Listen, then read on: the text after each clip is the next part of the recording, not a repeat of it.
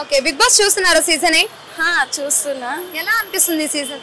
చాలా బాగున్నాయి. కాకపోతే యష్మి అనే ఆమె చాలా ఇష్టం నాకు. సీరియల్స్ ఇంకా తీసింది కదా, అవి ఇంకా అవి తీసింది కదా, అవంటే నాకు చాలా ఇష్టం. ఆమె ఆ సీరియల్స్ వల్ల కొంచెం నాకు పరిచయం, వాటి వల్ల కొంచెం ఆమె నాకు కొంచెం నచ్చింది.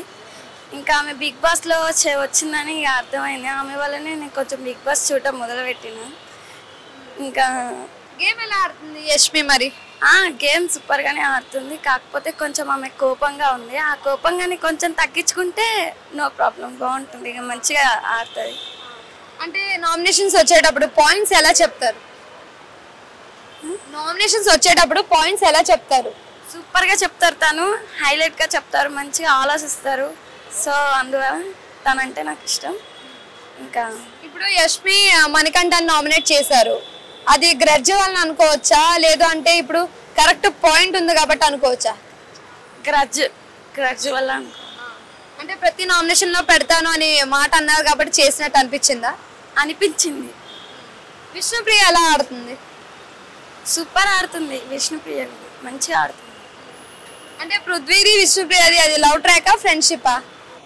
Love track. అంటే అక్కడే లవ్ నడిపిస్తున్నారు అని అర్థమవుతుందా?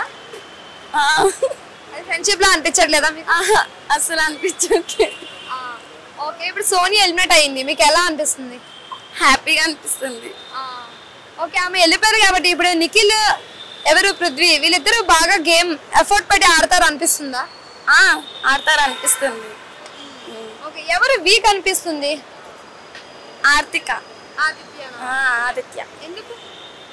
ఎందుకంటే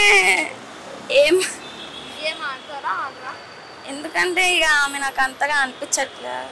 అమ్మాయి ఆ అబ్బాయి ఎందుకు నచ్చట్లేదు? అంటే ఇక గేమ్ బట్టా, లేదంటే పర్సనల్ అంటే ఆయన గేమ్ ఆడట్లేదని నచ్చట్లేదా, లేదంటే ఇంట్లో అందరితో మింగిల్ అవ్వట్లేదని నచ్చట్లేదా? మింగిల్ అవ్వట్లేదని నచ్చట్లేదు. ఒకవేళ ఈ వీక్ హెల్మెట్ అయ్యే ఛాన్సెస్ ఏమైనా ఉన్నాయా? ఉన్నాయి అనుకుంటున్నా. ఉన్నాయి. ఇప్పుడు వైల్డ్ కార్డ్ ఎంట్రీలో తేజస్వి గౌడ వస్తే ఎలా ఉంటది? బాగుంటది. బాగా గేమ్స్ అవన్నీ ఆడతారా?